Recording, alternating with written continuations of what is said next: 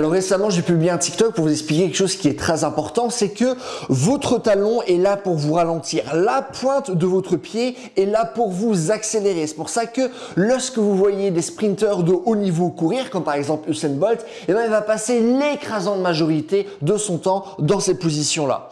De la même manière, lorsque vous voyez par exemple des traceurs faire du parcours, faire des sauts de précision, comment vont-ils atterrir? Est-ce qu'ils vont atterrir sur les talons? Non, ils vont atterrir sur la pointe de leur pied. Non seulement parce que ça va leur permettre de décélérer le mouvement, mais aussi parce que ça va leur permettre d'avoir davantage de précision avec leurs gestes. Ce qui veut dire que dans une perspective fonctionnelle, à partir du moment où vous voulez des gens qui sont véritablement forts, qui sont souples, qui savent répondre à plein de situations différentes, ben ça est très important de renforcer précisément cette position-là. Ça marche? Cette position-là sur la pointe de vos pieds, où ce que vous allez faire, c'est pousser le sol avec la pointe de vos pieds, ce qu'on appelle une flexion plantaire.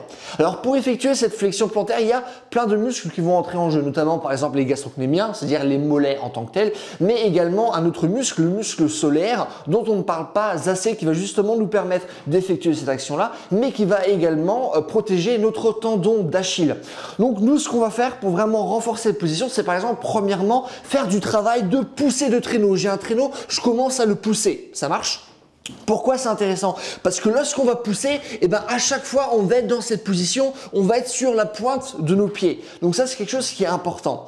Autre chose qu'on peut faire, c'est simplement effectuer des flexions plantaires traditionnelles contre un mur. C'est-à-dire je me pose contre un mur, alors là je peux simplement vous montrer de profil et je vais simplement hop, faire des élévations comme ceci, sauf que je vais être plutôt voilà, contre le mur de cette manière-là, ce qui va rendre le mouvement plus dur. Je vais essayer de garder un corps qui va être entièrement droit et gainé pour bien mettre de la pression au niveau du coup de mes pieds. Et là, ce qu'on va essayer de faire, c'est vraiment cumuler beaucoup de volume. On va vraiment arriver à l'échec musculaire par rapport à ce genre de mouvement. On va donc privilégier le volume plutôt que par exemple l'intensité.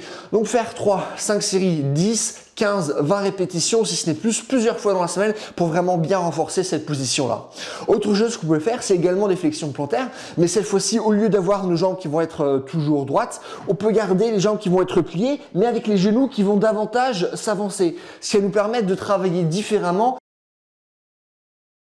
Maintenant, le deuxième point que je souhaite vous partager pour que vous puissiez avoir des jambes qui sont fonctionnelles, c'est vraiment travailler votre extension de hanche. Pourquoi? Parce que ce qui va se passer, c'est que lorsqu'on va attaquer le sol, on va ensuite pousser le sol, effectuer une extension de hanche pour aller plus loin, ok?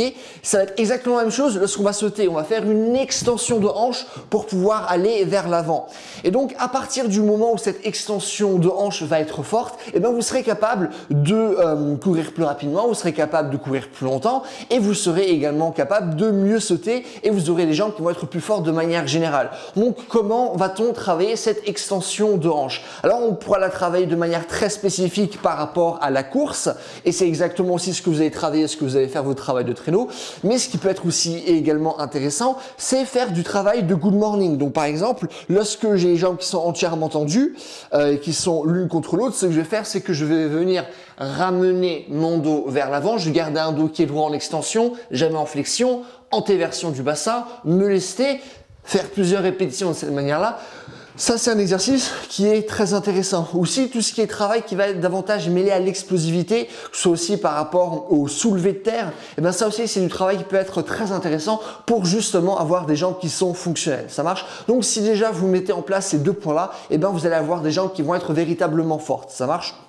Donc voilà, c'est tout pour cette vidéo. J'ai créé une vidéo qui est méga longue, d'1 heure, qui vous explique précisément comment avoir des jambes qui sont véritablement fortes. Je vous parle de tous les exercices dont vous pourriez potentiellement avoir besoin pour vraiment être fort.